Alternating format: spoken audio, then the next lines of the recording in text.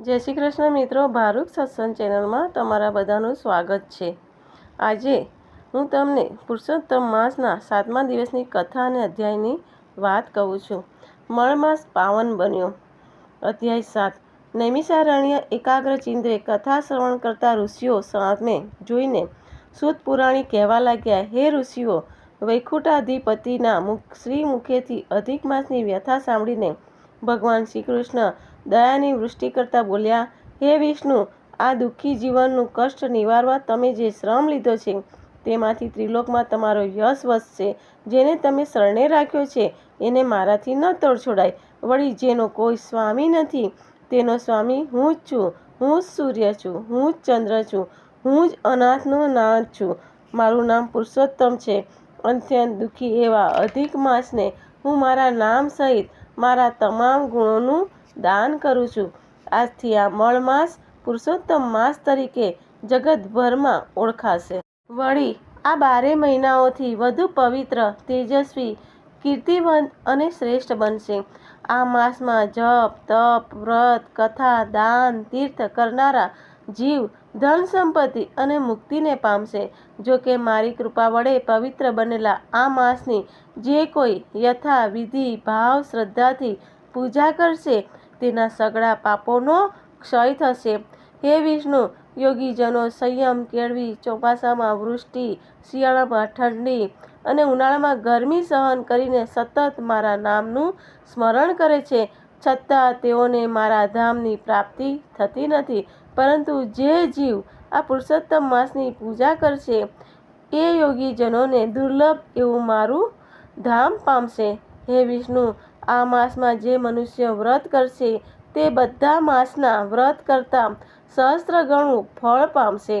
હે વૈકુંઠપતિ, ચાતુર્માસ અને અન્ય કઠિન વ્રત કરનારા જીવને સ્વર્ગની પ્રાપ્તિ થાય છે, પરંતુ પુણ્ય બળ સમાપ્ત થતાં એ જીવને ફરીવાર પૃથ્વી પર આવવું પડે છે। પરંતુ જે મનુષ્ય અતિ પાવન એવા પુરુષોત્તમ માસનું વ્રત કરશે તે જન્મ મરણ આદિ વ્યાધિ ઉપાધિના કષ્ટમાંથી મુક્ત થઈ સદાયના માટે મને પ્રાપ્ત થશે। હું આજથી એનો સ્વામી છું, તેથી આ માસનું યથાવિધિ વ્રત પૂજન કરનાર જીવને હવે હું ચિંતા કરીશ। હે વિષ્ણુ, તમે તો વિદિત છો જ કે જે મારા ભક્તો કરતાં પણ હું મારા ભક્તોના ભક્તની વિશેષ સંભાળ લઉં છું। મારા ભક્તોની વહારે દોડી જવામાં કદાચ કોઈક વાર મને સંજોગો વસાત વિલંબ થઈ જાય, પરંતુ પુરુષોત્તમ માસની ઉપાસના કરનાર જીવના સંકટ નિવારણમાં હું પળનોય વિલંબ નહીં કરું। હે વિષ્ણુ, એ પણ સાંભળી લો કે કદાચ કોઈ અજ્ઞાની અને મૂર્ખ જીવ આ માસમાં જપ, તપ, સંયમ, નિયમ અને દાન ધર્મ નહીં કરે તો એને સપનામાંય સ્વર્ગની પ્રાપ્તિ નહીં થાય। વળી જે કોઈ આ પાવન માસનો તિરસ્કાર કરશે તે તથા આ માસમાં ધર્માચરણ નહીં કરનારનો કુંભીપાક નરકમાં વાસ થશે। હે વિષ્ણુ, મારા નામથી અત્યંત મહિમાવાન બનેલા આ માસમાં વ્રત કરનાર પુત્રહીન મનુષ્ય ઉત્તમ પુત્ર પ્રાપ્ત કરશે, દુર્ભાગી ભાગ્યવાન બનશે, દરિદ્ર સંપત્તિ પ્રાપ્ત કરશે। હે વિષ્ણુ, આજથી જગતના તમામ જીવ આ પાવન માસનું પૂજન કરશે, કારણ કે મેં એને મારું ઉત્તમ એવું તેજ આપ્યું છે। હવે તમે એને ખુશીથી લઈ જાઓ અને પૃથ્વી પર પાછો મોકલો। ભગવાન નારાયણ દેવર્ષિ નારદને કહી રહ્યા છે કે હે વત્સ, ભગવાન શ્રી કૃષ્ણના વચનો સાંભળીને પ્રસન્ન થયેલા વિષ્ણુ ગોલોકાધિપતિને પ્રણામ કરીને અધિક માસને સાથે લઈને વૈકુંઠમાં આવ્યા। એ દિવસથી મળ માસ સમગ્ર સૃષ્ટિ એવા પવિત્ર એવા પુરુષોત્તમ માસના નામથી ઓળખાવા લાગ્યો। આપણા 7મા દિવસની અધ્યાયની વાત। હવે આપણે 7મા દિવસની અમૃતધારાની કથા હું કહું છું। 7મા દિવસના અમૃતધારાની કથાનું નામ છે ઉમામાની વાર્તા। એકવાર શિવ પાર્વતી મૃત્યુલોક પર ફરવા નીકળ્યા। પવિત્ર પુરુષોત્તમ માસ ચાલતો હતો। ફરતા ફરતા શિવ પાર્વતી બાજરાના ખેતર પાસે આવ્યા। ત્યાં એક બાજરિયું પાર્વતીના પગમાં ઝાંઝરિયામાં ભરાયું। પાર્વતીએ બાજરિયું લીધું અને મસળી મસળીને દાણા ખાવા લાગ્યા। આ જોઈને શિવ બોલ્યા, હે સતી, પાકના ધણીને પૂછ્યા વગર ખાઈએ તે તો ચોરી કહેવાય. તમે દોષમાં પડ્યા. પાર્વતીને પણ વાત સાચી લાગી. એ શિવજીને દોષ મુક્ત થવાનો ઉપાય પૂછવા લાગ્યા. ત્યારે ભોળાનાથ બોલ્યા કે જેટલા દાણા ખાધા છે એટલા દિવસ ખેતરના ધણીના ઘેર રહી મજૂરી કરો તો જ ઋણ મુક્ત થશો. શિવ તો એકલા કૈલાસે ગયા. પાર્વતીજી બ્રાહ્મણીનું રૂપ ધારણ કરી ખેડૂતની ઝૂંપડી આવ્યા. પવિત્ર પુરુષોત્તમ માસ ચાલતો હોવાથી ગરીબ ખેડૂત દંપતી નદીએ સ્નાન કરવા ગયા હતા. સંતાનમાં ફક્ત એક દીકરી હતી. દીકરીએ માતાજીને આસન આપી પાણી પાયું. ખેડૂત દંપતી આવ્યા ત્યારે પાર્વતી બોલ્યા કે મારું નામ ઉમા છે. કામ શોધવા નીકળ્યું છું. કહીશો એ કરીશ. બદલામાં એક ટંક જમીશ. ખેડૂત તો રાજી ખુશીથી હા પાડી. જગતજનનીના પગલાં પડતા જ ગરીબ ખેડૂતના ઘરમાં સમૃદ્ધિ ઉભરાવા લાગી. 100 ગણો પાક થયો. વળી ગામમાંથી રોગ દોગ ગયા. શોક સંતાપ ગયા. પાર્વતીજી તો ખેડૂતના કુટુંબ સાથે હળી મળી ગયા. બધા એને ઉમાબા કહેતા. પવિત્ર પુરુષોત્તમ માસ પૂર્ણ થતાં ખેડૂતે ધામધૂમથી વ્રત ઉજવ્યું. સમય વીતતો ગયો. પાર્વતીજીને આનંદથી બધું કામ કરે છે. જાતે રાંધીને બધાને જમાડે. આમ 300 દિવસ પૂરા થયા અને 65 બાકી રહ્યા. એક દિવસ ગામે સંઘ કાઢવાનું નક્કી કર્યું. કાશીની જાત્રા કોને કરવી ના ગમે. ખેડૂત અને તેની પત્ની પણ સંઘમાં જોડાયા. ઘરનું કામ બધું ઉમાબાને સોંપ્યું. વિદાય વેળાએ ઉમાબાએ ખેડૂતને લાલ રંગનું કપડું આપતા કહ્યું, ભાઈ આ કપડું લેતા જાઓ અને ગંગાને કહેજો કે ઉમાબાએ ભાવથી મોકલ્યું છે, માટે હાથોહાથ સ્વીકારો. ખેડૂત મનમાં હસ્યા, પણ ઉમાબાને ખોટું ના લાગે એટલા ખાતર કપડું લઈ લીધું. સંઘ તો વાતે ગાતે રવાના થયો. 100 ગાડા જોડાયા.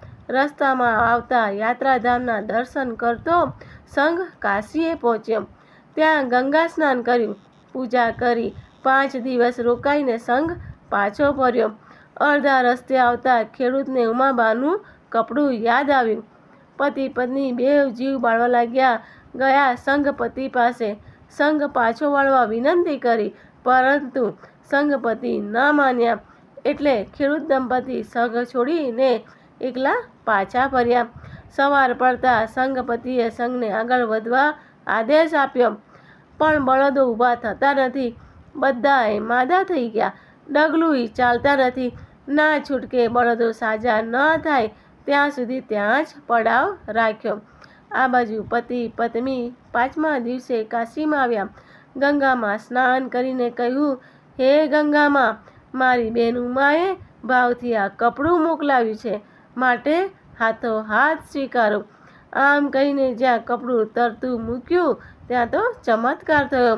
પાણીમાંથી 2 રૂપાળા હાથ બહાર આવ્યા. એ હાથમાં રત્ન જડિત કંકણ પહેરેલા છે. કપડું લઈને હાથ અદૃશ્ય થઈ ગયા. ખેડૂત દંપતી તો ભાવ વિભોર થઈ ગયા અને ઉમાબાની ભક્તિના ગુણગાન ગાતા ગાતા પાછા ફર્યા. 5મા દિવસે જંગલમાં આવ્યા. સંઘને ત્યાં જ પડેલો જોઈ નવાઈ લાગી. સંઘપતિએ બધી વાત કરી. ખેડૂતે બળદો પાસે જઈને હાથ ફેરવ્યો કે તરત બળદ ઊભા થઈ ગયા. આખો સંઘ ખેડૂત દંપતીની ભક્તિના વખાણ કરવા લાગ્યા. એમ કરતાં કરતાં સંઘ ગામને પાદર આવ્યો. ઢોલ વાજા વાગ્યા, મંગળ ગીત ગવાયા. ખેડૂતે સંઘ જમણ કર્યું. આમ કરતાં 360 દિવસ વીતી ગયા. માત્ર 5 દિવસ રહ્યા. 5મા દિવસે ઉમાબા બોલ્યા કે આજે તો ભાઈને ભાત દેવા હું જઈશ. ઉમાબા ભાત લઈને ગયા તે ગયા. ખેડૂત તો સાંજ સુધી ભાતની રાહ જોતા રહ્યા. સાંજે ઘેર આવ્યા અને પત્નીને પૂછવા લાગ્યા કે આજે ભાત દેવા કેમ ના આવી.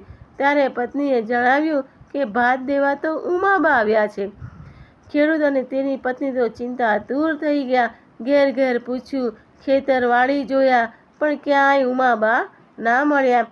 રાત્રે ખેડૂતની પત્નીએ થાળી પીરસી, પણ ખેડૂતે હઠ લીધી, હવે તો ઉમાબા આવીને પીરસે તો જમવું છે.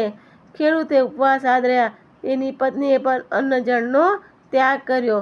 1, 2, 3 એમ કરતાં 5 દિવસ વીતી ગયા. છઠ્ઠા દિવસે પાર્વતીજી બ્રાહ્મણી સ્વરૂપે પ્રગટ્યા. 6 દિવસના ઉપવાસ છતાં પતિ પત્ની દોડીને ઉમાબાના પગમાં પડી ગયા. ત્યારે જગતજનનીએ અસલ સ્વરૂપ ધારણ કરીને આશીર્વાદ આપ્યા અને ઋણ મુક્તિની વાત કરી. પવિત્ર પુરુષોત્તમ માસના વ્રતના પ્રભાવે જીવનભર સમૃદ્ધિ ભોગવી ને 1,84,ના મુક્તિના આશીર્વાદ આપી પાર્વતીજી જવા લાગ્યા. ત્યારે ખેડૂતની દીકરી બોલી, માં, મારે એકેય ભાઈ નથી, મારે કોને રાખડી બાંધવી? મા પાર્વતીએ ખેડૂતને આશીર્વાદ આપ્યા કે 9 માસે તારા ઘેર પુત્ર જન્મશે. ખેડૂત દંપતીએ પારણા કર્યા. 9 માસ પૂર્ણ થતાં ખેડૂત પત્નીને દેવના ચક્કર જેવો દીકરાનો જન્મ થયો. પુરુષોત્તમ વ્રતના પુણ્ય પ્રભાવે ખેડૂત દંપતી મહાફળ પામ્યા. પવિત્ર પગલાં જો પડે પાવન થાય ઘર બાર, સુખ સંપત્તિ સૌને મળે સફળ થાય અવતાર.